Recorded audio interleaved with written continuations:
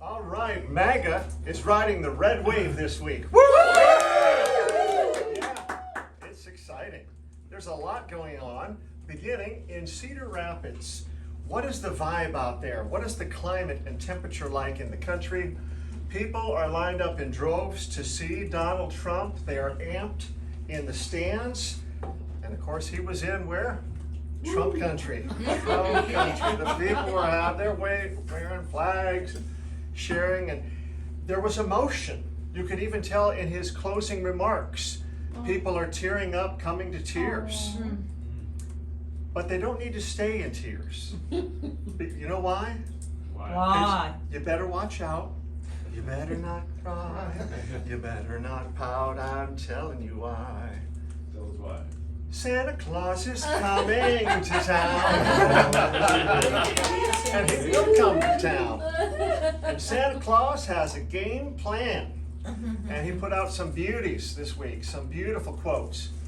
Looking at this one, we will overhaul and rebuild the corrupt FBI and corrupt DOJ from the ground up. Yay. So he has mega plans in store. Some of his political advisors were, well, don't go there, but he went there this week. He said healthcare was a loser in 2018, and it's a loser now. And replacing Obamacare is going to be a priority.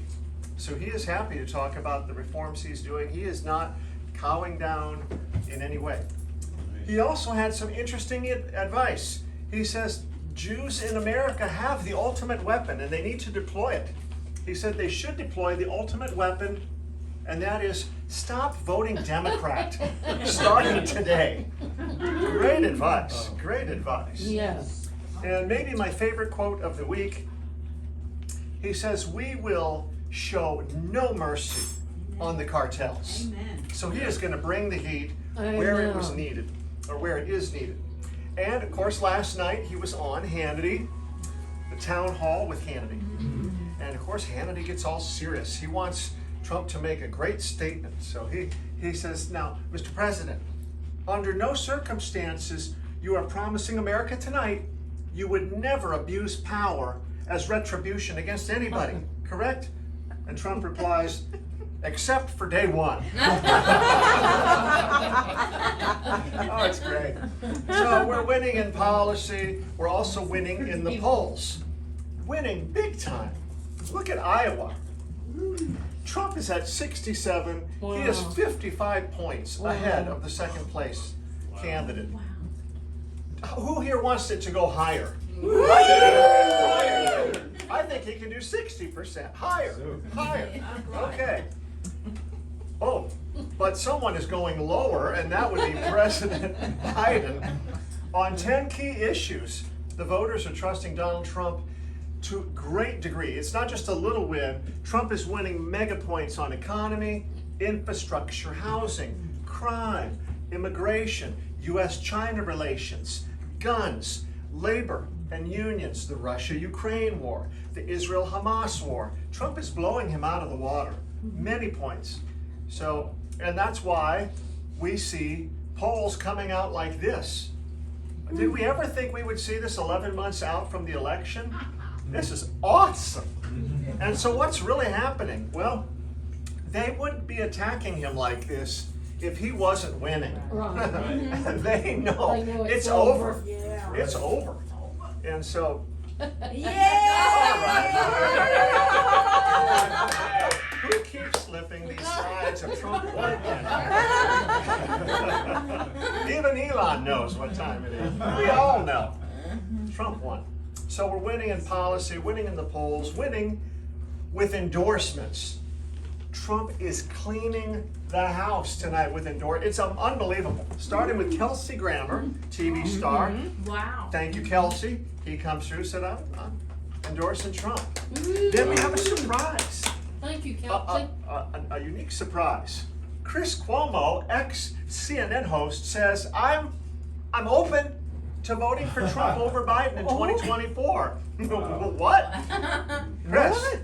All right, I don't know. Someone must have passed him the smelling salts and he's coming too. Awesome news coming out of Chicago. Keep your eye on Chicago. Yes. What's going on there? the black Chicago residents are done with the Democrat Party. They are making overtures to the Republicans. They want to meet with Republican leaders. They put the call out for President Trump to come and sit down and talk with them. And they have a warning to the Democrats. Listen to this warning. If you think you're going to have a peaceful Democratic convention while our people are starving, stay tuned. Wow, it's going to be awesome. So, but that wasn't all. There's more endorsements. In fact, the entire Ohio State Republican Party unanimously has endorsed President Trump. Never been done. Unbelievable. He also picked up Tucker Carlson's endorsement. Always wonderful. But there's more. The best is yet to come. You haven't even heard the best of what's out there. Okay, we have U.S. Senator Kevin Cramer out of North Dakota. Little background to this. He's from North Dakota. His governor, being Doug Burgum, was running for president, gracefully bowed out this last week.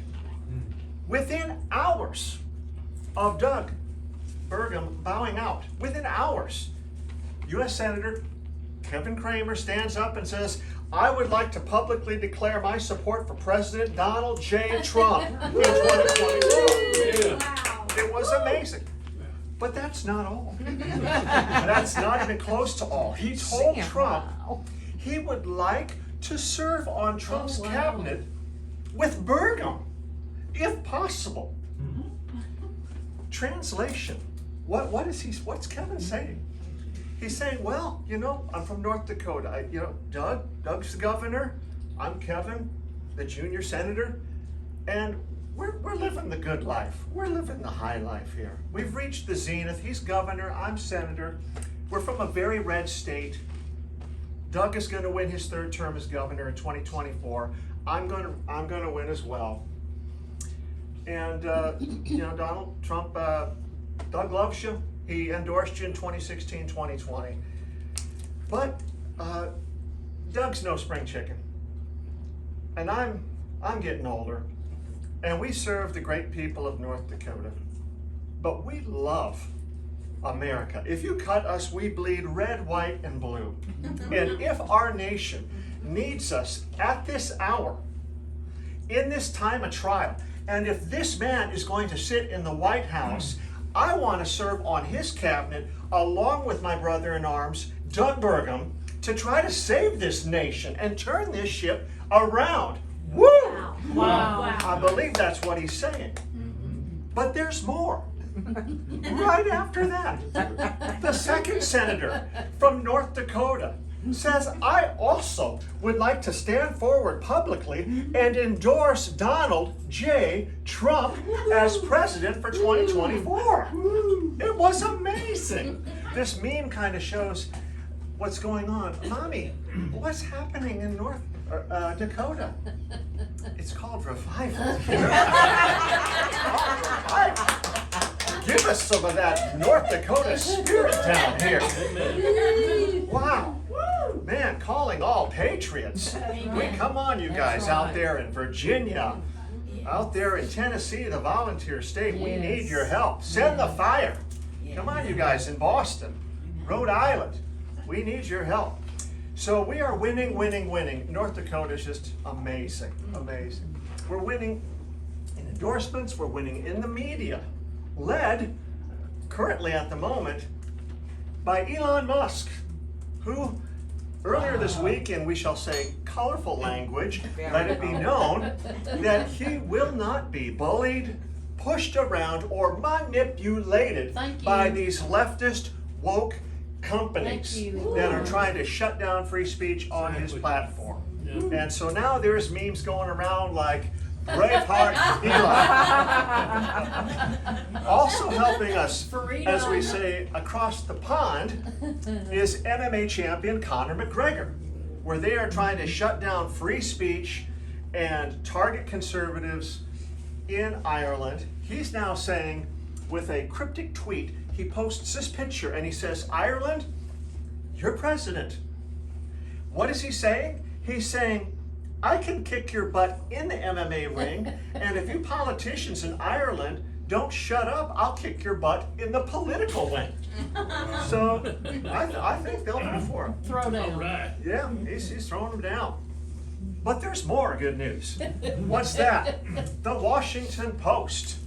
The incredible shrinking Washington Post is cutting another 240 jobs. Who is the Washington Post? Oh, they are the second worst newspaper in the country, right behind the old gray lady, the New York Times, right? Right. Terrible, terrible, their influence in what they put out. So if the New York Times was Darth Vader, right? Here's the Washington Post. I mean, they're just, yeah. So any day that's a bad day for the Washington Post, good day for America. We also have Rumble putting up the fight. They're filing defamation lawsuits against these so-called watchdog groups that are trying to shut down conservatives. We also have Kash Patel laying it down. He says, when the new Trump administration starts, we are coming after you, mainstream media. We are going after you and what you have done to our country. Yep, very good. And when this kind of stuff happens, there is much rejoicing. The people are rejoicing. The people are rejoicing. We're also winning in the culture. And you can tell when movies like this are being generated, in this case, by the Daily Wire, called Lady Ballers. And if you've seen how ridiculous it is injecting grown men in women's sports, that's what the whole movie is about. And the culture makes fun of what the culture is thinking about and what the culture deems is an issue. There's also very good news regarding the 2024 election. Starting out with, Joe Biden is getting hammered from every direction. This is from the Gateway Pundit today. Joe Biden used a fake name to exchange over 50 private emails with key Hunter business associate, hundreds of total communications. So he is in the hot seat. And we have good representatives like Byron Donalds just dropping the hammer on him, doing a scorching takedown of the Biden crime family. Also good news on the 2024 election is what's going on in Pennsylvania. We saw last week, he is already at it. Scott Pressler, when you want grassroots activism and voter turnout, you bring a guy like that that's not afraid to go anywhere to the game. What's his recent text? I believe this was from yesterday. He says, we're now just 58 voters away from flipping Beaver County, Pennsylvania from Democrat to Republican. Whoa. This is a big deal. Wow. So he is working it, and he is able to mobilize like nobody you have ever seen. You'll notice if you read about him, you'll see his efforts at cleaning up some of the major cities. Also, January 6 videos continue to be released. Fine. And this is good news. Why? Because the truth is getting out there, what really happened. Interesting videos like this week. I know it's a little blurry, but what's going on? This is a picture of a police officer standing by the barricades. Here his arm is out. He's waving the crowd past the barricades. Yeah. What? We were never told that. Sit up. Here's another video. Again, and these are videos. These are snapshots of them. They're not that clear. There's fences and a gate here, and these are the policemen. And you see the policemen grab the barricade, pull it back, step back, and let the entire crowd go through. Now, in some areas, I think the people did push through barricades, but in some areas like this, the police themselves let the people through. You also are seeing heroes. Not this guy, this is a bad guy. But the guy down here is pulling him down after he's trying to hammer attack the window. Wow. He was gang tackled by this guy, a patriot. So another probably phony Fed crawls up there, over here behind this guy, and he starts the hammer attack again. Another new MAGA guy comes and gang tackles him, and it took several people to bring this guy to the ground. Wow. So patriots that day were stepping up and stopping the violence and stopping the mayhem against the building. Then earlier this week, we had Representative Clay Higgins making interesting statements. Clay. Clay has seen a lot, and he says, I suspect over 200 FBI agents were embedded within the crowd, Wow. including agents which they call assets inside the Capitol dressed as Trump supporters before the doors were opened. So there's some interesting stuff. We're also seeing, we saw this kind of video before, but here we're seeing the comp, the badge, and we're hearing him clearly say, yeah, we go as undercover. We go undercover as Antifa in the crowd. So the truth is coming out day by day about what really went down January 6th, and that's a big help. We also have good news coming out of the U.S. House every week. There is revival. Do you want good news? Okay, let's look at some really good news. Kevin McCarthy stepping down. Bye-bye. Attention, America. The weasel is being thrown out of the hen house today. Wow. Wow. So you have McCarthy, you have McDonald's, and you have Matt Gaetz with a new word called McLeavin.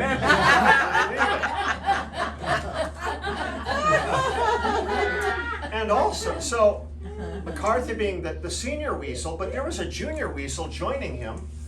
Patrick McHenry is stepping down. Remember, he was the henchman who Yes, tried to get he Mike was. Johnson derailed. So he'd be like junior weasel. Yes. He's now leaving. So you have bad guys stepping down and good guys stepping up. Yes. Like Brandon Gill, the son-in-law of Dinesh D'Souza, who says, you know, today's the first day of my campaign for U.S. Congress, and I want it to be known from day one that I wholeheartedly and without reservation endorse Donald J. Trump for president in 2024. Wow. Thank you. Yeah, and you can see Dinesh's daughter there, Danielle, and she's just standing there saying, Beautiful. that's my man. That's my man. And you see Dinesh, the father-in-law, standing there just saying, Aw. thank you, God, that I got to see this day with my own eyes. Amen. Wow, what a great shot. Yeah. Also great out of U.S. Congress is the Ukraine funding has still remained stopped. We're up to day 69 with people pushing against this just reckless spending and funding of these unending wars, like Tucker Carlson in his most recent episode.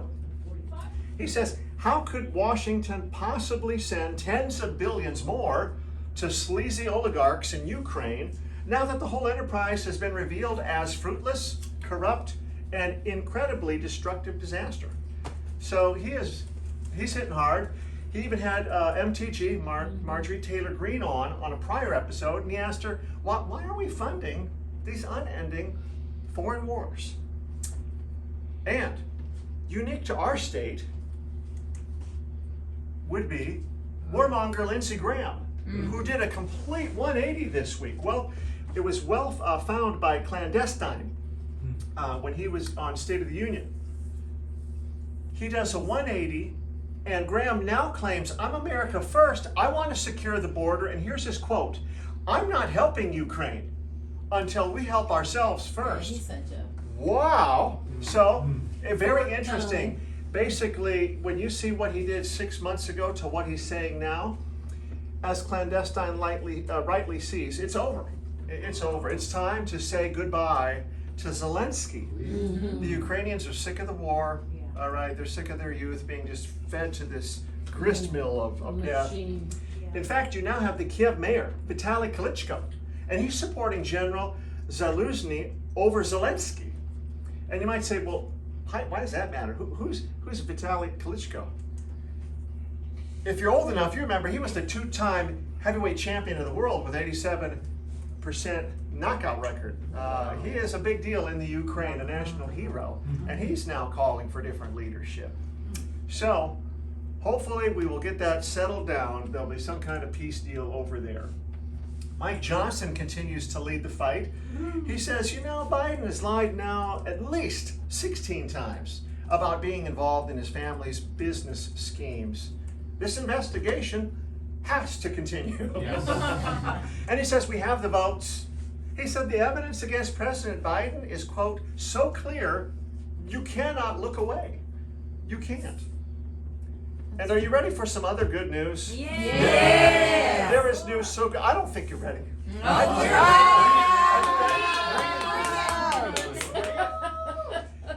Johnson has now nixed the FISA extension. What does that mean? Yay. No more money for FBI spying. Yay. He is hammering the deep state. Thank you, my God. Wow, what a difference a good speaker makes, huh? Amen. And so Mike Johnson asks, how do you like me now? Because he is what? He is speaker man. So there is revival, there's good news on so many fronts. And we're going to end this week by taking a look at something that I think is very exciting. Yes. Right? Because as the primary season boils down, the audition for vice president heats up. Yeah. And you can just imagine, You're fine. on probably a weekly basis, President Donald J. Trump is saying to his political advisors, so, how are we looking for 2024? And the conversation probably goes very close to this. Well, sir, you are going to win all of the red states you won before, sir. Probably by a larger margin. But the blue states will still be won by President Biden because all of the Dominion, Smartmatic, and ES&S machines still have their software on them, sir. And so President Trump would say, so what does that leave us with? Sir, that leaves us with the swing states, Arizona, Georgia, North Carolina, Wisconsin, Michigan, Pennsylvania. President Trump says, okay, tell me about those swing states. Yes, sir. Arizona is a dumpster fire, sir. Everything is in chaos. It's unstable like water. Even if we dug up Abraham Lincoln from the dead, we don't know if he would get a win. Tell me more. Well, sir, you're going to win Georgia, sir. There's been good election reform there. The black vote is already at 300% of what it was before, and it's climbing. You will win Georgia, sir. Great. Tell me more. Yes, sir. North Carolina? We're hopeful, sir. Okay. So Trump says, all right, so you're telling me I got one for sure, Georgia. How many do I need of these swing states to win? Sir, you need 4 out of 6. Okay, well tell me about the remaining 3. Yes, sir. They are Wisconsin, Michigan, and Pennsylvania, and they're all kind of grouped together, sir. They're like each other. They are the Rust Belt. All the people there look just like these guys. They think just like these guys. They are in the timber industry, the auto industry, the mining industry, and they're farmers, sir. And so President Trump says, so you're telling me, if I win these 3 states, I win. Whoever wins these wins. Are you telling me this is the way? And his advisors answer him, sir, this is the way. So then Trump says, okay, well, who can deliver the Rust Belt for us in 2024? They say, sir, the list is very short, sir. Do you want a woman? Do you want a guy? Do you want a governor or a representative or a senator? And Trump says, it just doesn't matter. Give me someone who speaks Rust Belt. Now, a lot of people at the same time are so worried that it won't be Joe Biden.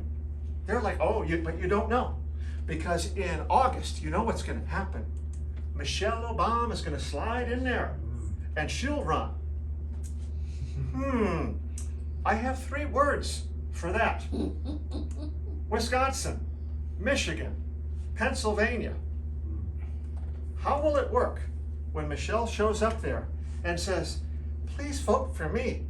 I've never even run a lemonade stand.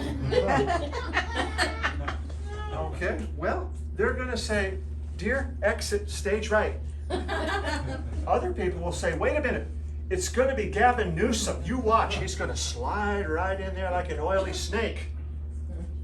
And I have 3 words, Wisconsin, Michigan, Pennsylvania. And when Gavin Newsom goes up there, he'll say, hi guys, vote for me. I'm gonna kill your coal business. I'm gonna put you miners out of work. I'm gonna kill the auto industry. I'm best friends with China, don't you know? In fact, I'm gonna fill your cities with homeless people. I'm gonna turn your kids until they're woke, and I'm gonna make them gay, gay, gay. And what are the people gonna say? Oh, you poor dear, someone show this man to the door. Other people say, no, it's gonna be Hillary. She's coming back from the dead, don't you know? Well, it can't be Hillary. She lost way more states than even Joe Biden did. So, back to the audition for VP. What does the leaderboard look like? Who's sitting on top?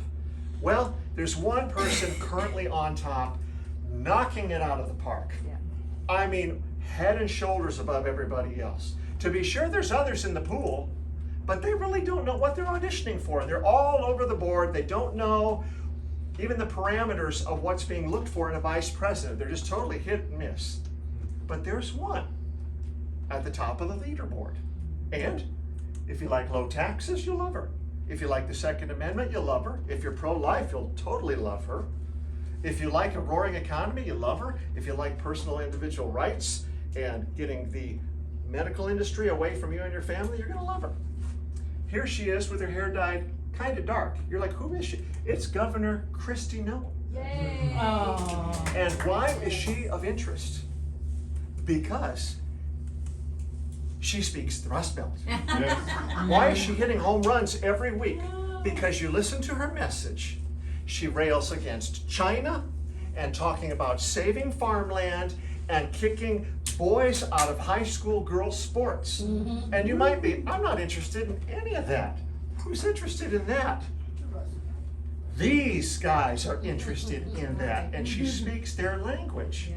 So as the leader, who is she? Like, who would we inherit if she comes on board as VP?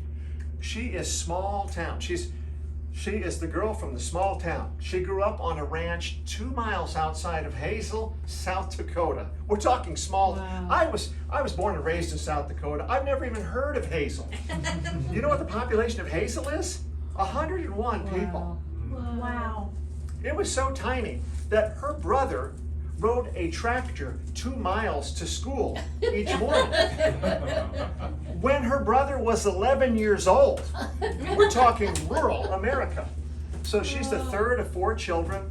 She has an older brother named Rock, if you can believe that, a younger brother named Rob, and traditional farm country, raised cattle. You're talking corn, soybeans, wheat, alfalfa. They had horses, sheep, sometimes goats. They even raised some buffalo.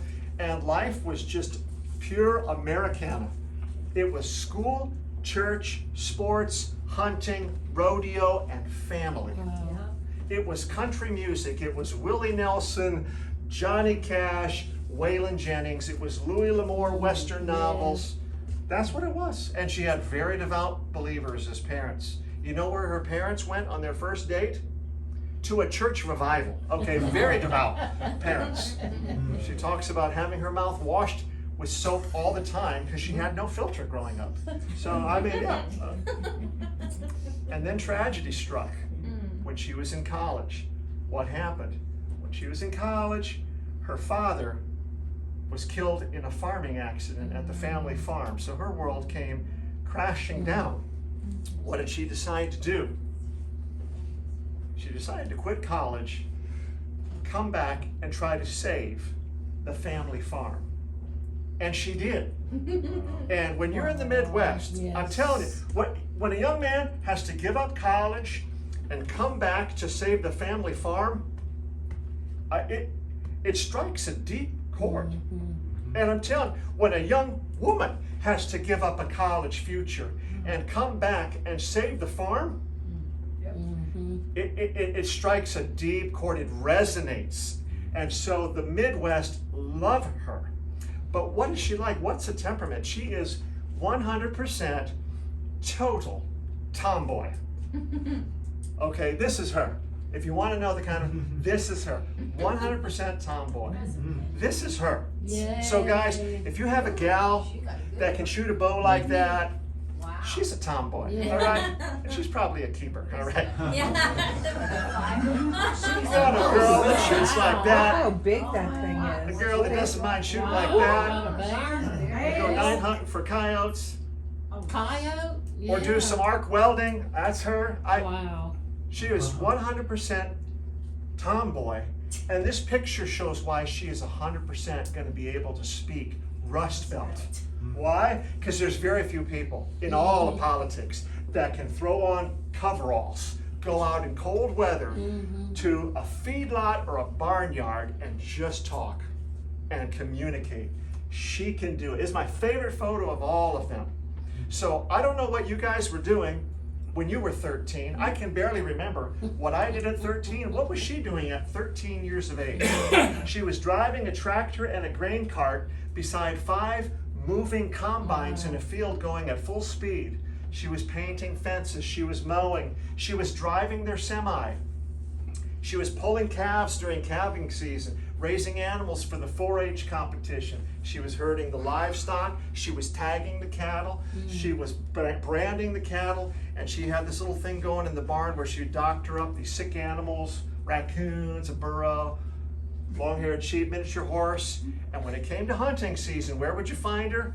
In a snowbank or in the tree belts or sitting up on a tree stand for hours with the temperature dropping down to 0. She is a tomboy.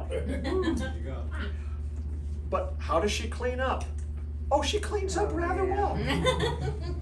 Depending on what kind of venue she's going to go to. She does just fine.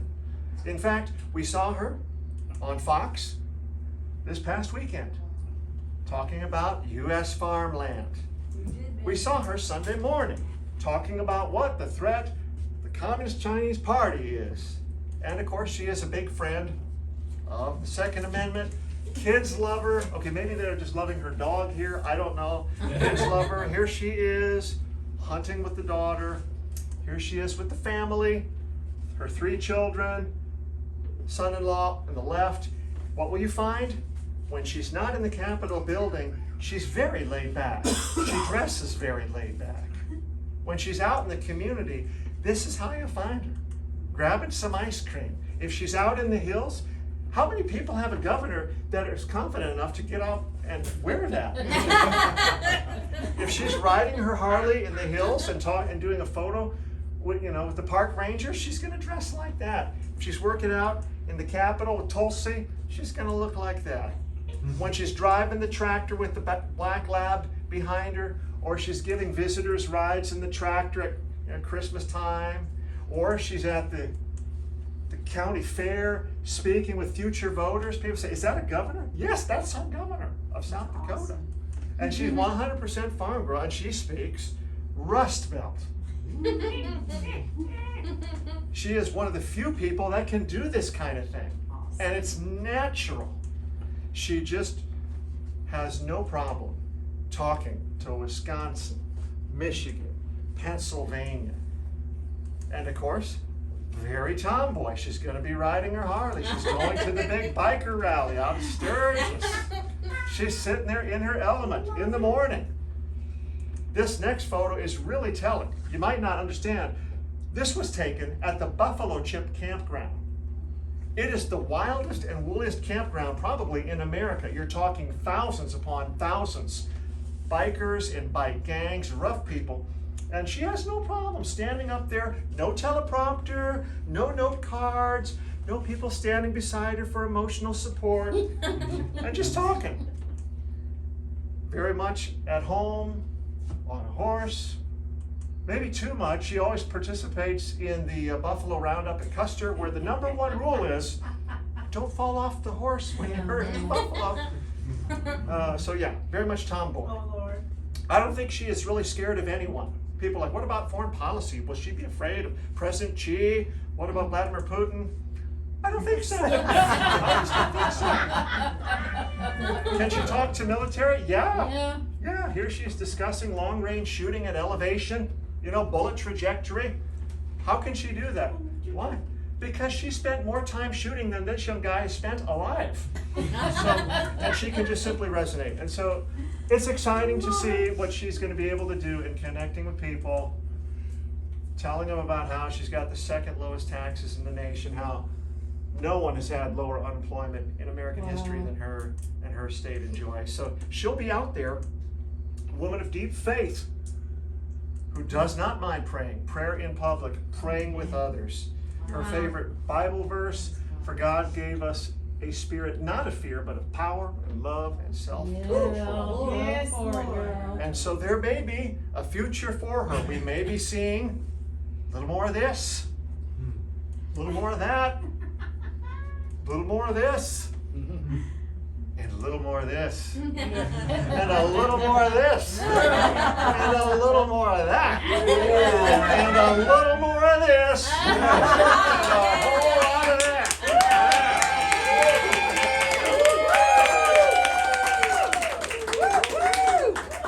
And so for all these things, we thank the Lord tonight for hope in the future. Praise the Lord.